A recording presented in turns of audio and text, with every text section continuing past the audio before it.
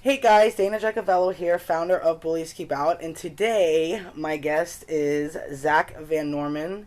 He is a reporter for High Voltage magazine, and many of you might know him from as a former reporter for Once Upon a Fan podcast. Thank you for taking time out to chat with me today.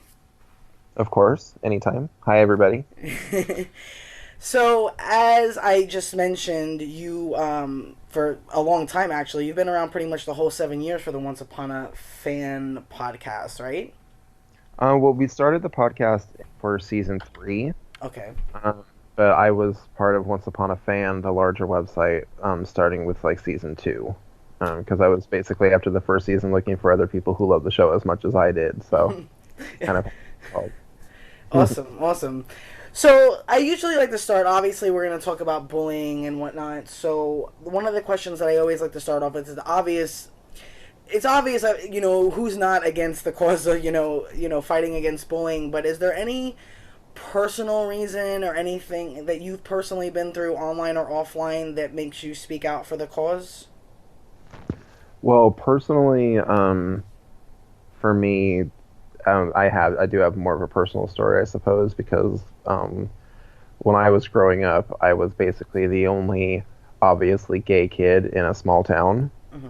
And so I endured some stuff there that had kind of like a long-term effect on me.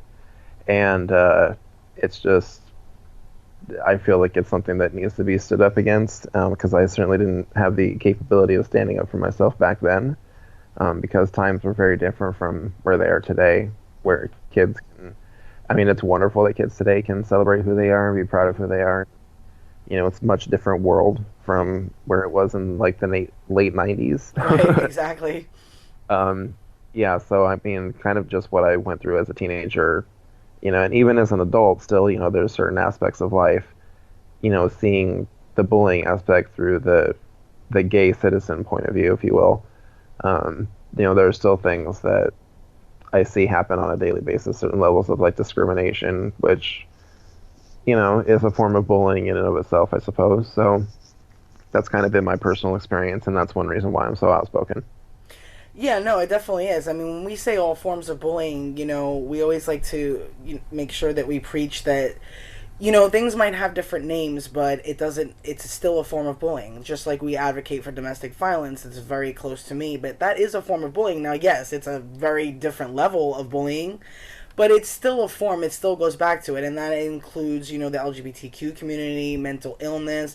There's bullying within all those arenas. So they're all forms of bullying. They're just different forms of it and different levels and serious, just like harassment and cyberbullying, self-bullying. It all goes back to some form of bullying and hate in some way. Absolutely. I agree with that. I mean, I can relate to a little bit of the, domestic violence angle, I suppose, as well. I don't want to get too deep into that, I think, because it's still a little bit too much to get out in the open, but I can relate to that on a certain level. More of a like psychological Hmm. thing. Yeah, You know, I totally I get, understand you there. yeah, I get what you mean. Yeah, sometimes it's I've myself. It's funny because when you're in an activist and you're helping others, you sometimes forget to talk about yourself, and you have your stories, but and you want to share them to help people, but at the same time, sometimes when you haven't ever really talked about them, you realize how difficult it is to do so, and sometimes you have to be careful when you talk about certain things for certain reasons. Well, in my case, but I just started recently coming out with some things and started talking about some things inspired by other people, even some advocates and supporters of Bullies Keep Out, and it felt good. But at the same in the same sentence, I was also a little bit freaked out about it because I was like, I've never done this for myself.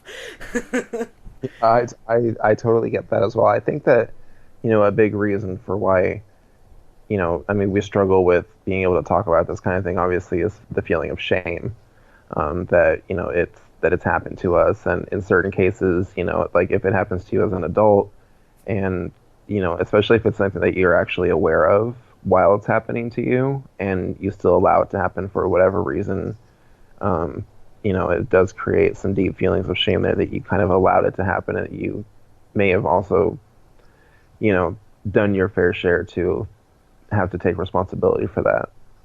So I feel like that's a big thing with people not being able to talk about it is you have to come to grips with those feelings of, dealing with the shame of that situation. Yeah, absolutely, 100% agree. I know I've had my struggles, and it's almost like fighting basically your demons, your past demons. It stays with you, it haunts you. You get triggers all the time from things, and you also really, yeah, it's that. Just like with the Me Too, I mean, I did a podcast on that, and that was the first time I ever talked about a lot of my experiences, and I was actually inspired by Keegan Connor Tracy because she had posted something on her official fan page on Facebook, and I was like, we had, you look at somebody's stories and you're like, wow, they're so similar to mine, and you realize like how much you have in common with people's stories, and it's scary at the same time, but it also was inspiring for me, and I was like, you know what, I'm gonna do this because I feel like I have to do it for myself, almost like it's, you stay quiet for so many years. After a while, when you talk about speaking out and standing up for yourself, and being a voice for people, and you know and others, and you also have to be a voice for yourself, and I think that we, like I said, I think we forget that sometimes. I mean, I definitely agree with that too, because when the kind of bullying happens, depending on, where it's happening, if it's in your home versus if you're at school, when you're like a teenager, like some of the first bullying that I experienced was, but as an adult, when it's happening to you in the home as well, just whatever it is, really, it can be very isolating because it can, kind of start to have the long-term effect of making you feel like you're the only person experiencing that thing. And so you have difficulty, talking about it with other people. Plus, there's a lot of victim shaming, that's Mm-hmm. still happens too. So, you have to kind of be very conscious and aware of whether telling people your story is, the right decision for you, at that current stage of your mental health recovery. Because it's all about timing. I think that once people get to a certain threshold with things, they're able to, talk about it more and tell their story more, to kind of bring light to that situation. Um, but yeah, it's definitely isolating at first. I definitely felt very isolated, both as a teenager experiencing that, and then also as an adult, with some kind of like a little bit of emotional abuse from somebody that I was close to. So, there's, I mean, that's really, that can have a effect on a person and make them feel like they can't come out and talk about it. So it's all, like one big interconnected issue. It surely is, and I am right on the same page with you because I too felt like that. You almost isolate yourself. You have that feeling of isolation, and then you further isolate yourself, Hmm. and you just really don't know. Should I say something? Should I not? Is it gonna have Is it gonna come back and hit me and smack me in the face? Because whatever your story entails, sometimes involves other people that if they get a hold of it, because people think because something has happened to you that, oh, that must be that person's in jail or that person's this, that. It doesn't. It means they're walking around living their life, and like you said, Exactly. victim shaming, and you don't need any more problems. Like, well, if that person gets a hold of what you said, or they're going to try to come after you or sue you for saying this, or defamation and slander and this and that. So there's so many things that you have to think about depending on you know what your story entails. And yes, I mean, as of late, I see tons of victim shaming, and it's really disgusting, and it's disheartening because there was something I saw Diane Sawyer did last night, and I didn't get to watch the whole thing because I was so exhausted I fell asleep. But Mm. I think I recorded it, and it was about the Hollywood. It was about the Me Too movement, and it was about is Hollywood, everybody that came out and everything that keeps coming out, and more actors, and this happening and that happening, and victims coming forward, and it was basically about like real, like, people outside of that, is that helping them. And some of the things just in the previews I saw where the women were saying, like, I didn't have anybody behind me, and Hmm. I think that's how people feel, and who aren't famous. It's like I they don't have that same type of backup and all those things. And I know I didn't when I was going through my stuff. And it was just very interesting aspect to see, and it's like we have to remember that we have to listen to everybody's stories and not just certain people's stories. And when you're, for a movement, be there 100%. And, because I know there's a lot of ifs, ands, and buts when it comes to, sides you take. And if you stand by a movement, you have to, you're automatically with the victims. And there's just so much controversial things behind that I've also seen as of late that, it just very much confuses people, I think, on what they should or shouldn't do. Well, I think that it's part of, being able to talk about these issues and kind of expose what's been going on with things like the Me Too movement. It's kind of given, I think, more of a definition to that situation, to actions of, harassment and, you know, everything associated with that. So, on every level, whether it's, I mean, there's all kinds of things that go on, from Mm-hmm.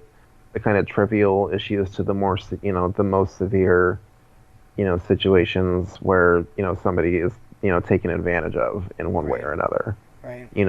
and I feel like in the in the kind of mission to, you know, expose that kind of behavior and, to kind of define what is and is not appropriate anymore.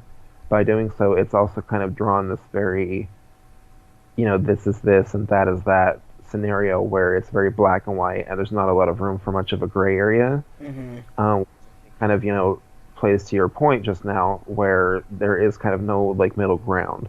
It feels like there's almost like a limited space for discussion, Right. in to incorporate more than one necessary viewpoint. Because if you don't agree 100% with a certain point of view, it seems that it's automatic grounds for Getting attacked.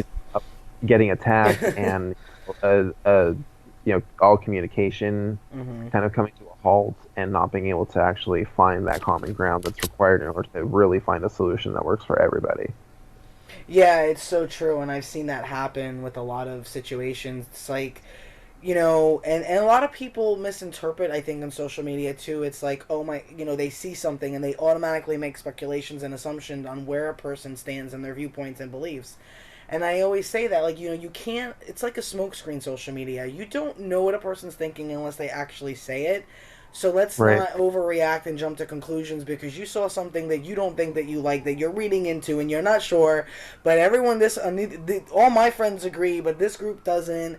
And like you said, there's no like middle ground to where it's like, you either feel like you're going to get chastised because you're not standing by victims of anything and survivors. You always feel like, okay, well, it's like, I don't know. I guess it's like stand on this side of the street or stand on that side of the street. You don't walk anyplace else. Just like it's like barricaded, and though, like, we always say yes, of course. You want to stand by victims. You want to stand by survivors, by women and men who go through anything, whether it's bullying, involved in the Me Too movement. But as soon as you see somebody that might have a little something to say, or they're not sure, or people who stand behind somebody supporting them, and those that don't, there's always just like, it's almost like, I don't know, a battleground of sorts, like, because it Hmm. doesn't make somebody a bad person because they're trying to just voice a different perspective, but it's like nobody wants to listen to those perspectives. It's just this way or that way. Right. I mean, I feel like there are obviously degrees to everything. And, certain viewpoints and certain courses of action and, are just not acceptable in some cases. And so in those situations, it's very easy to kind of define what's a clear right and wrong. But, you know, we can't expect that every situation is going to be the same. There's going to be a lot of gray area in a lot of different, situations, and you have to be prepared for that in order to work together to find a common ground for the solution.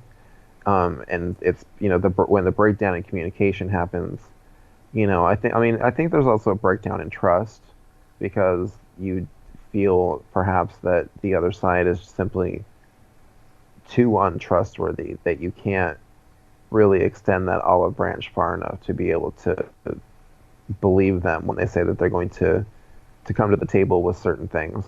especially if you are in a situation where you repeatedly give somebody that chance and they continuously kind of fail to meet you in that bargain.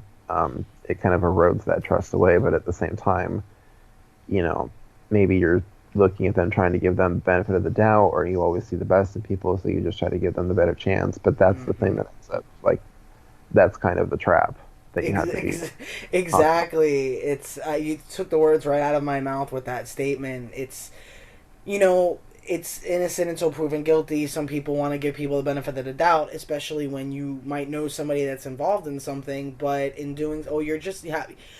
Some people are just beautiful, nice, sweet, good people. Like in relation Hmm. to what you said, to where they're just trying to see the good and they're trying not to just be like, oh, I'm going to be on this side or that side. And even though they stand by the movement, you can still support a movement and have those feelings. And I just think people don't understand that, or they read into something and automatically jump all over it. And I've seen it happen so many times since the whole Me Too movement happened, where it's like people just get if it's just I don't know. It's no matter almost what you say. If it's not 100% on one side or the other side, anything in the middle, like where you said in the gray area, it's like those people just get. It's just like one big storm, and it just goes on from there, and it happens with people that are famous and non-famous people. I've seen it happen with, and sometimes it's just like you said, a good heart and trying to possibly give benefit of the doubt until a Hmm. name is cleared or somebody's they're but then if that never happens, what do you do? That's what a lot of people ask sometimes, and we get that question.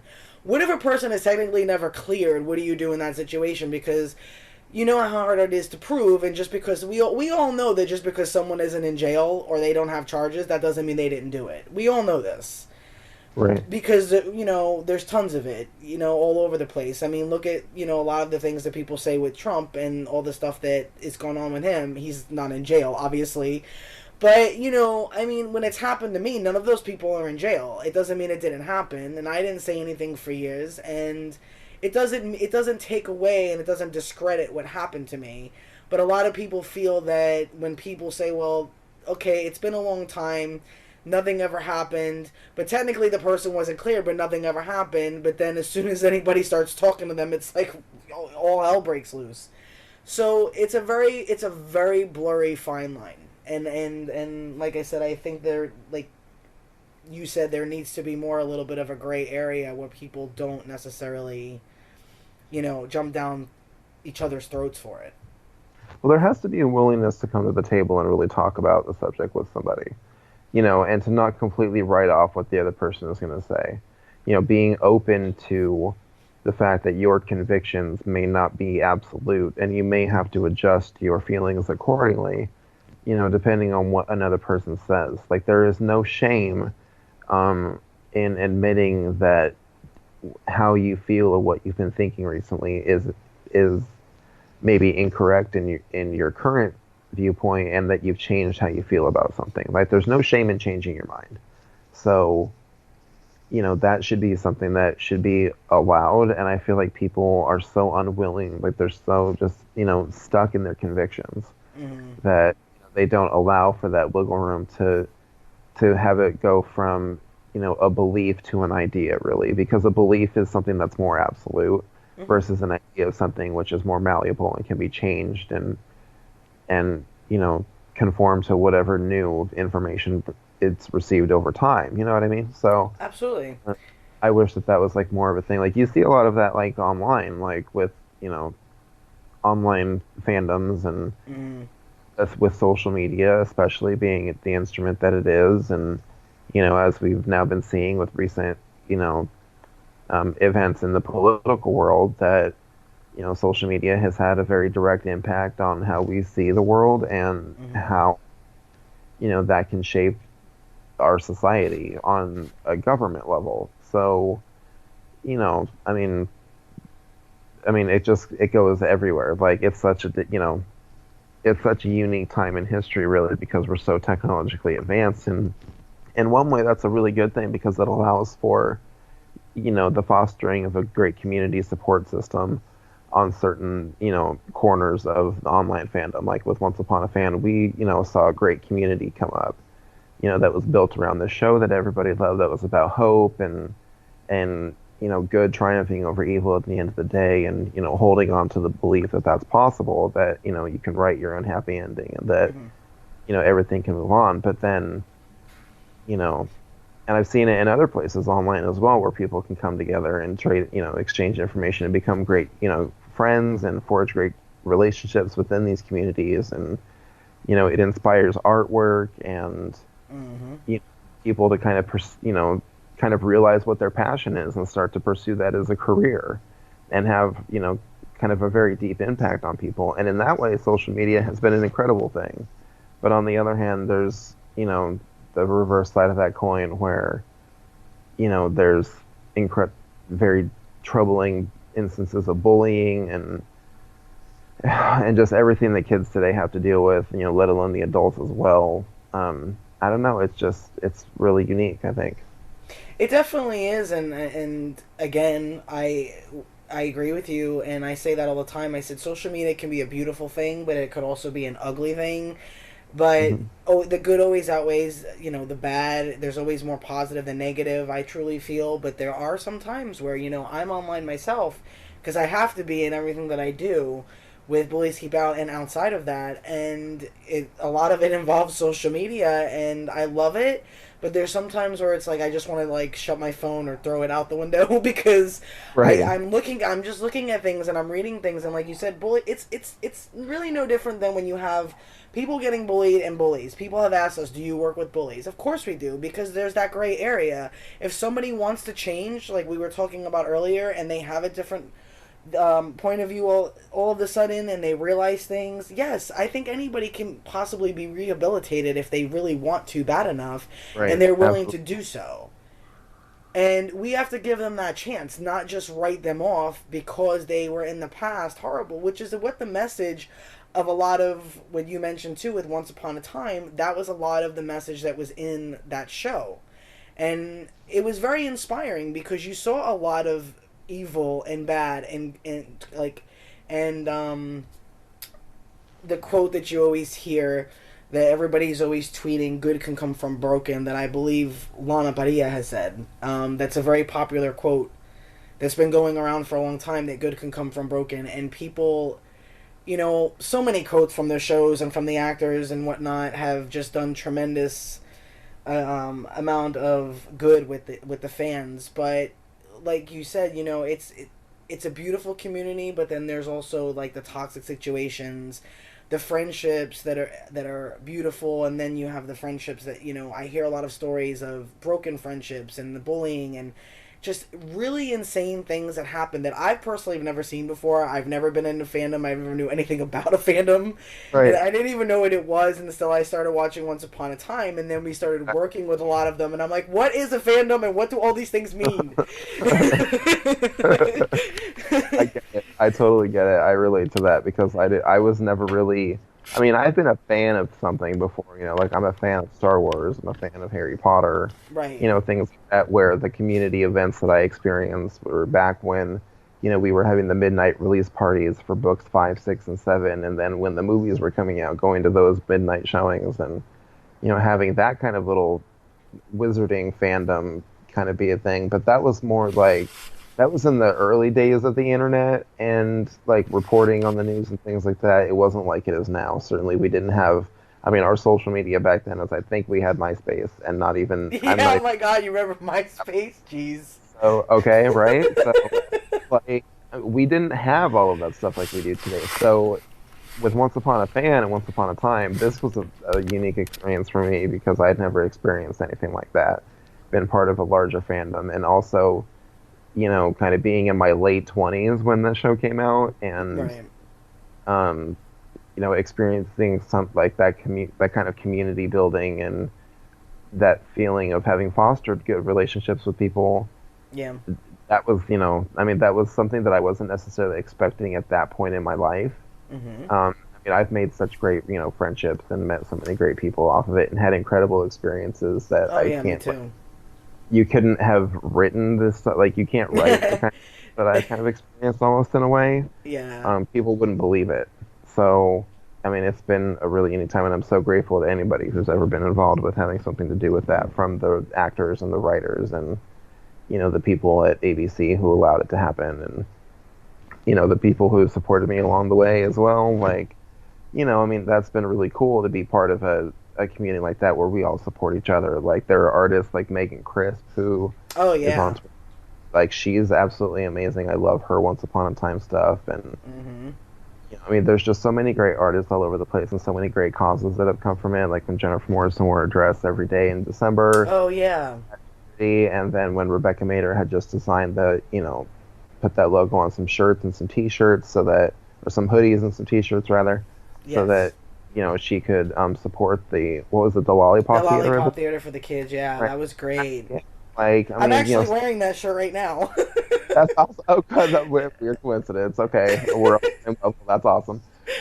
But I mean, stuff like that where the show has been, had such an incredible spirit of community and having real friendships come off of it. I mean, it's just been fantastic. And, I mean, that's kind of, the good has definitely outweighed the bad when it Right. comes to like stuff that's happened online. But I mean, I think that I'm sure you have seen it as well on social media. Just some of the stuff out there is just so toxic. And Yeah, it's atrocious. it really is. And I just so strongly encourage people to, try to avoid that kind of behavior because it's not really doing anybody any good.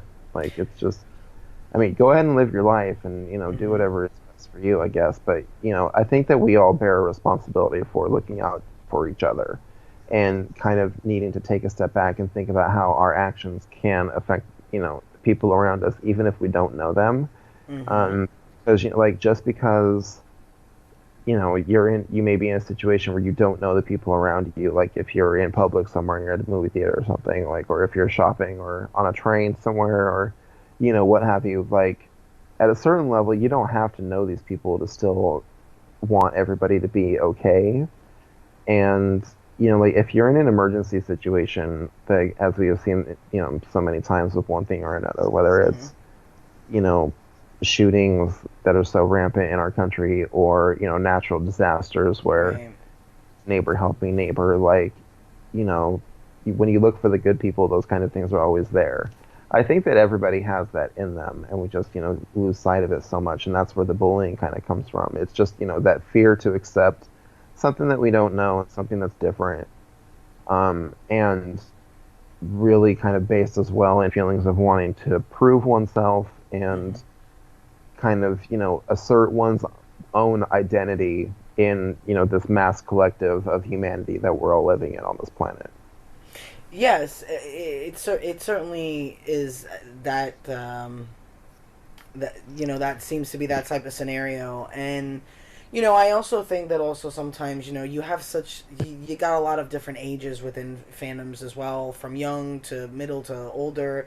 I mean, when I first started watching Once Upon a Time, I mean, I'm gonna be 39. I'm almost 40 years old. So when Once Upon a Time started, I was in my 30s. Hey, And I like it. and I just was really just floored by one scene that I was watching, because I started watching it, then I just kind of, how you start watching a show and then you just kind of like sizzles out, and then all of a sudden you watch it and then you have to catch up because then you become obsessed with it, and then you have to go back like 2 seasons. That's exactly what happened Once Upon a Time, because it was just one scene I saw and I was just like, my eyes were just like glued to the television, and I was like, this show is so unique, it's different, and I like that because I'm big on diversity. And it was amazing in the beginning, and then I started seeing all these things that were happening. And like yourself, I just want to mention, I have had so much to be grateful for from Once Upon a Time, and the opportunities that I've had myself, and the people, I've made great friends from that, the show. And with the crew that are advocates of Bullies Keep Out, and cast members. And it really, like you said, it's done so much for different people in different ways. But when I started seeing some of the negative aspects of it, and I also feel that it stems from a lot of jealousy. And you know I I can understand sometimes, like I said, social media, you're reading into a lot of what, like 142 characters. What do we have now? We have more than that, but still, you're reading into a few 280 now. Yeah, okay, so now we're reading into 280 characters instead of 142. It's still not enough to really get a good idea of what is going on behind the screen with anybody because people just show you what they want to see. Sometimes people use it to almost as like a journal. The one thing I just always stress to people is that just remember social media is like forever. Once it's on there, it's on there. People screenshot everything these days. You can't take it back. You can't take it off. Even if you delete it, it's supposedly somewhere floating around, out there. So we always have to think before we say something. But yeah, as the years went on, I kept seeing more and more like negativity, and a lot of people would come to me and they'd be like, "This is ridiculous. This is insane. I can't take it. Do you see what's happening?" And I mean, I'm sure you've seen it because I've seen like your tweets about Oh, fandom bullying, and I said, but then I think I was tweeting to you because I was like, "Yes, I agree and amen," because we were like tweeting almost the exact same things that were in our head that we were thinking, and just I so was. tiring. Like, I mean, I try to take a more worldly view, I mean, on things and, give everybody the benefit of the doubt. But girl, listen, I can also check somebody when they need to be checked. And look, Mm, like, some of this behavior, I mean, a lot of that behavior is just uncalled for, like, when people get abusive online. And it just, I mean, it pisses me off to, speak a little bit more strongly. It really does. Because there's no reason to act like that online. There are certain things that you should feel outrage about. And in those situations, when you express that outrage, if you try to keep it as adult as possible, even if you struggle to not call somebody, for instance, a circus peanut because they're a big orange buffoon, if it's something like that, mm-hmm. then you can try to. I mean, sometimes you just can't keep it 100% adult, and it is a little bit childish, and that's fine. But for the most part, like, come on, man. Like, this is, I mean, people know the difference between right and wrong and how they should be acting. And it was Absolutely. really, like, it's absolutely just incredibly frustrating to see people who are, in most situations can be reasonable. Like, when that's kind of the most frustrating thing, I think, actually, to kind of jump points a little bit. It's so frustrating when that somebody who is reasonable is acting in an unreasonable fashion where you Right. just can't reach them. It's like but you know better. Like you're just acting this way because of whatever reason. Mm-hmm. But like better. Like and everybody has a different experience. Not everybody has experienced the same thing and necessarily has the tools that you would need to be capable of handling yourself in that way. Everybody's on a journey. I get it. We're all trying to figure this thing called life out. That's cool. I understand. But on a certain level, you've got to know the difference between right and wrong. And like just attacking people online, I mean, and the stuff that gets talked about, like insinuating, Oh, you know, please. like, like this is horrible ulterior motives about characters on a fictional TV show Mm-hmm. and insinuating that certain scenes and certain characters' actions denote a certain course of behavior, like without again allowing for that wiggle room of the gray area of accounting for that this is Once Upon a Time is a show about like a new take on fairy tales and trying to mash what we know about them with like the modern world, and that certain tropes have existed in literature throughout time. Does that necessarily change their like importance or their relevance on our culture? Not necessarily, because I mean, for example, like when I was in, not everybody may be able to relate to this, but when I was in film school, one of the things that they taught us is that when you're looking at certain films from certain time periods where people are treated a certain way, whether they are a person of color or if they're a woman or if they're like kind of a character on the queer spectrum at all, Mm-hmm. no matter what it is, no matter what it is, that you have to realize that it was made through the lens of like the social climate at the time. That doesn't necessarily mean that it's right or wrong. That's just Mm-hmm. the story that it was made in. Like there has to be a historical basis with which you're looking at these works of art, and you know there are certain things that are certainly questionable on any TV show. I mean, I can be there's a different. I just feel like there's a difference between criticism, like constructive criticism, and providing feedback in a way that produces a more healthy image that you're presenting to the public Right. versus just railing on the writers or the creators of whatever thing it is that you love just because you disagree with the decision because it doesn't match with the story that you're writing yourself for these characters in your head on your own, Mm-hmm. Mm-hmm. or if it doesn't match, necessarily the exact parameters of the, emotional state that you're supposed to use to agree with certain, courses of action. Kind of like what we were talking about with Me Too. It's kind of like the same thing. Yeah. If the idea for the story doesn't exactly check every single box related to how you feel about it, then it's automatically trash and it's canceled and Yeah, and like you know you're not a real true supporter, and forget about it. yeah, you're not really an ally and things like that, versus taking a look at the fact that there are a lot more factors involved in creating things like television and film than just pointing a camera at something, making sure that your actors are doing a thing, and then putting it out there.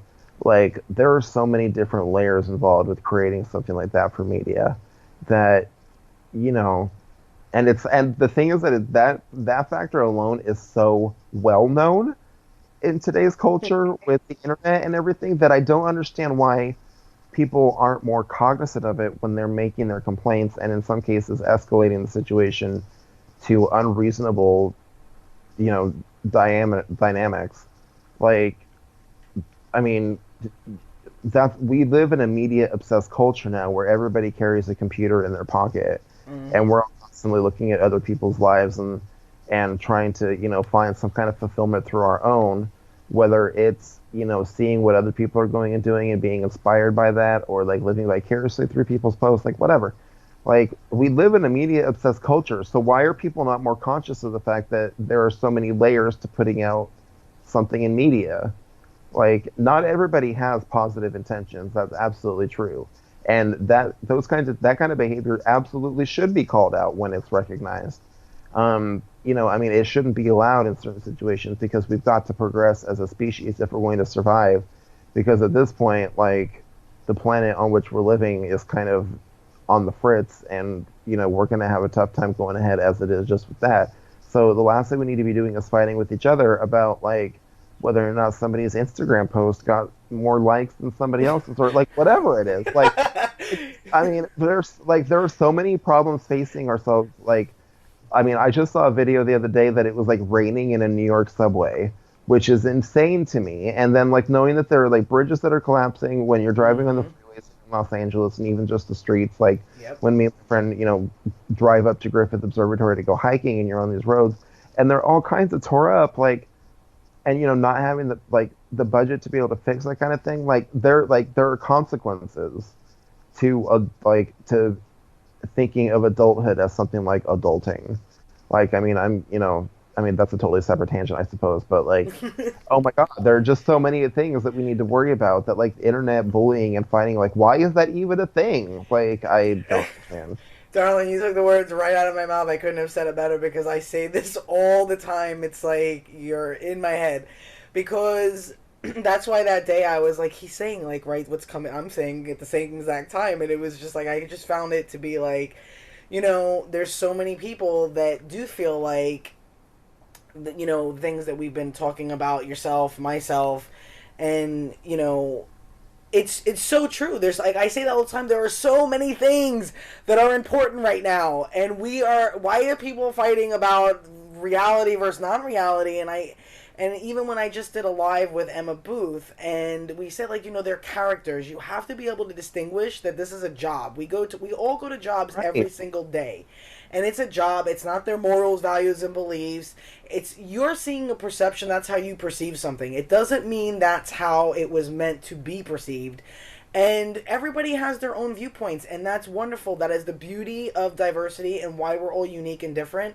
But like you said, I believe in calling people out because I believe that you have to put a bully in their place sometimes. Because if you don't, we just keep Yes. giving them power. And there's no reason to attack writers because you don't like a storyline, or you don't like what happened, or you don't like a couple together, or you don't like this, or you don't like that. That's fine. Be passionate about it because television and movies, I think, can do a great amount of good. I think they could do a lot for people, but at the end of the day, it is not real, and it is Oh, a story absolutely. being Yeah. told, and so many people, the one I'm seeing, between the jealousy and the yelling and the arguing and your post got, like you said, your post got liked, my post didn't get liked, I didn't get favorited, they answered you, they didn't answer me, and the back and forth, and then the this, and if they say boo, they're either getting praised or they're getting attacked, and it's just all over the place. And after a while, I was just like, like fandoms, and I was just like, is there Right. a Teletubby fandom? I'm just gonna go into that fandom. Well, exactly. Well, it's like, I mean, like the whole ship wars thing, right? Like, I mean, I can only really relate to the fandom experience and what I've seen with online bullying as compared to, having seen it through being part of, a staff of a website that ended up with, a lot of following and being connected to the community that was huge and very niche. And seeing that, so, on a certain level, this is just my perspective. It may be limited, your own mileage may vary.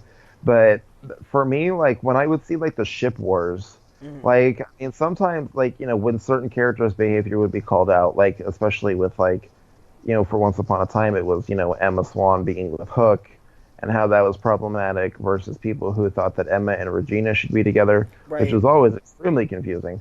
And Yes. then like I mean, I myself have to admit that I engaged in a little bit of ship support, not necessarily a war Oh, I saying which did one was too. I mean, it's whatever. fun. Because I mean, it is a little bit fun to be like, no, I pine for these characters to be together, whatever, and I'm like reliving my youth of like when I was watching Dawson's Creek, and is she going to end up with Pacey or Dawson, like that whole situation, like or whatever. So that was a little bit different, but because I totally was like Emma and Neil should be together, that should be a thing. I don't like. Yeah, I was always, well, Michael Raymond James is is our ambassador, and he's a friend, so I was always biased to, I was always biased to Neil for a little while Right, like until I they mean, I killed was him. always biased. I mean, they killed him, and it was a thing, and I wasn't happy about it. Still, Yes, I wouldn't know, have me been the either. choice of now on a creative level, have more experience with it. But at the Right. same time, I mean, it's still just a TV show. Like there are actually people out here like getting, killed or having their rights taken away, or you know, one thing or another. Whether it, I mean, and that goes beyond bullying. Like that goes to a very deep level of what we currently call bullying, as far Oh, as like yes. prejudice, like that. Well, yeah. Well, So even the there's like suicides from bullying. There's just so much more exactly. things that are Oh have God, nothing to yeah. do with Like television.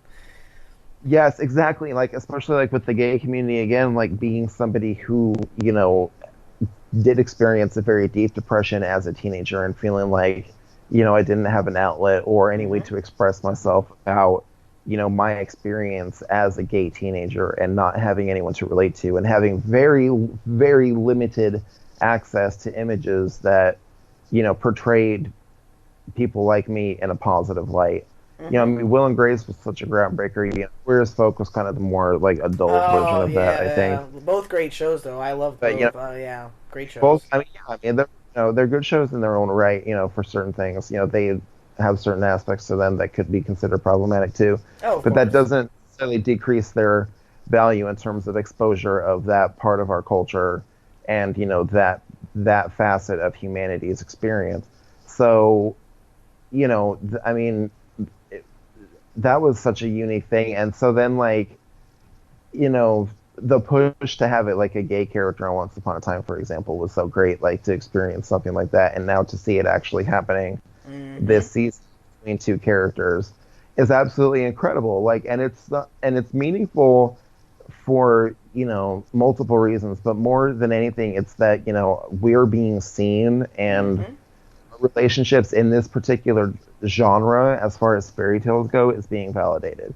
Because I know that for so many gay people and queer people who are on the queer spectrum growing up, not seeing yourself represented in every aspect of culture, you don't realize what you're missing until you don't have it. And so then when something is suddenly new and it pops up and it's like the newest thing where it works and people are being seen in a new way and being included in a new way, Hmm. like it's different for those of us who have grown up without that kind of representation before. Like it's one thing, to see gay people in like a show like, like I mean, True Blood did a really good job of bringing kind of gay Oh, culture in yes. Yeah, the absolutely. vampire, werewolf, ghost, kind of scary Yeah. universe. You know what I mean? Like Yeah, that was a it did great a really show, good job too. of incorporating the queer culture into that genre. But it's kind of, heretofore it's been lacking for the gay community as far as fairy tales go. And so to see this representation of Alice and, the new Robin Hood, the girl Robin Hood, Yeah. and see how, and that it's a slow burn, And and they that it's did it being so well, just, and they do it yes, very and that it's well. right. Like they're my favorite. Like I haven't I really love them. excited about right. Like they're like Snow and Charming for me on this show. Like they're the ones that I root for the hardest out of Hmm. anybody. Yeah, Because I just feel like their relationship is so sweet, and the way that it's it's being told, adorable. it's so cute. Like, I and there's so know. many little references, like with like the marmalade sandwich because Yeah. Rose Reynolds and at the end of the world, which there's like a marmalade reference there as far as the band I think that she's in. Hmm. So stuff like that, which it's just, I mean, it's so inclusive and it's so great. And what's funny is that when it comes to this storyline, it's what's different about this experience is that I haven't really seen a lot of bullying or anything like that about that relationship in the Once Upon a Time fandom. Like there hasn't, it's been a lot of positivity, and I haven't seen Yeah, a lot I haven't of really like seen myself either with. feedback about it. Everybody is really enjoying it, so it's so refreshing to, in the end stages of the show, since it is ending very, Mm. very soon, and there's only a few episodes I left. know. I keep To thinking like, know, oh my god, there's only a few episodes on. I know, girl, I can't even believe like, we record our podcast, and I realize I only have like four more left to record, and that's like it. For that particular project, it's kind of crazy. Like Yeah, I 7 years went quicker than we thought it did. it went so fat, like because I really didn't realize how like integrated into my life it has become. Oh, I know. Me And too. With Bullies Keep Out. Yeah, I mean, with the everything that it's we've done with Once Upon a Time, it's insane because I'm just like, wait a minute. I feel like we just started like first having the people like them come on as advocates, and then it just kept growing, and more support from the cast and crew, and just more people, and all of a sudden I'm just like, okay, but I mean, even though of course we're not going to stop working with them and whatnot, but it's well, still like the show is done and it's over, and it's just like, it's weird, but yeah, it's the end of an era, and it's like when something like this happens, like I've never been part of like like I said, this is the first time that I've been part of a fandom where it went to this level of commitment for me and where I've had this kind of experience. So oh yeah. this is the first time where a show is coming to an end where I feel like I've been a part of it just as much as, like a member of the Like if we were on it. exactly, yeah. Like I feel like, and I didn't realize that the show coming to an end and like the cancellation would be the end of other things in Yeah. my life, like Yeah. Once Upon a Fan podcast. Like it didn't occur to me, and the reason probably why is because I'm friends with Ashley Benson, my co-host. So we're Hmm. still going to talk about life outside of that. Right.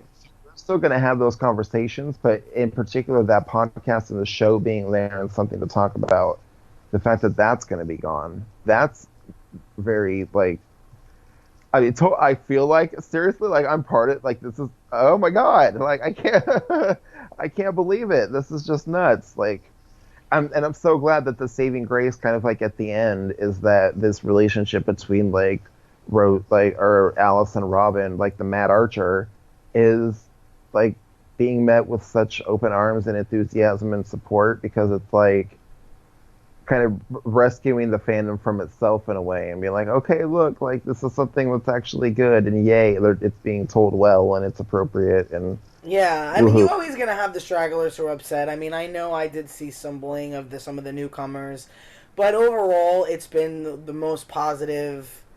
From what I can tell, it's been more positive than I've seen. When it comes to the LGBTQ representation, with the show, and I love the fact that they do it like just like they did with True Blood. They make them strong characters, and they don't make them like, what I'm saying. It's not just all lovey dovey. They're like powerful and strong. Like unfortunately he passed, but he was amazing on on True Blood, and he portrayed that character. Nelson, am I getting that?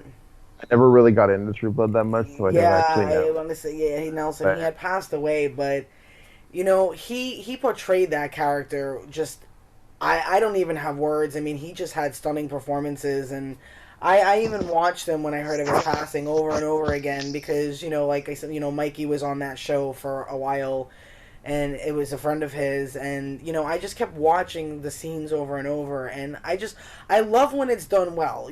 I do agree that when I get the fans are passionate, when it's not done well, I get it. You want to have constructive criticism. That's great, because I think that everything should be represented in every aspect and every spectrum of the world and life, so everybody feels validated, and that's great. And that's starting to happen in our society. But it's just like what I don't like is like the second something happens that somebody doesn't like or it's not who they want, that's when everything like goes crazy, and it's just like, okay, come on guys, we're really arguing. I mean, is everybody really bullying and arguing and making fake Photoshop things? I mean, some of the things that I've seen are horrific and just really filled with hatred. And I'm like, is this really all over a television show? Because it really shouldn't be. And not that anybody I mean, it shouldn't be happening at all. But not over TV.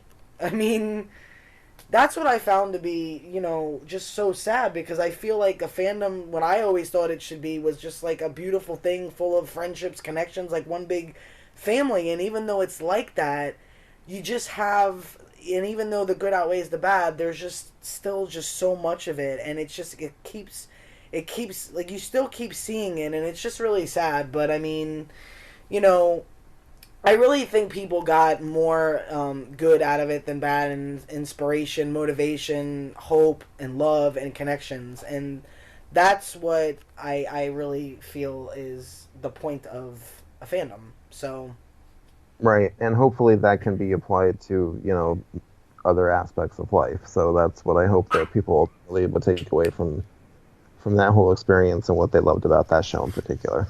yes, definitely. Well, we can go on and on because we've talked about so many different subjects, but everybody's No, gonna right? get tired to hearing us talk.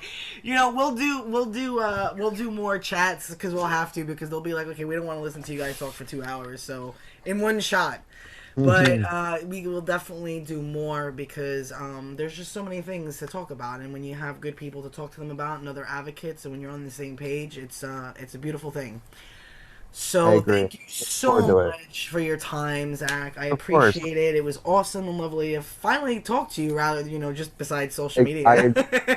I agree. Same. Right back Hopefully, at I'll you. get to meet you soon one day, soon too as well.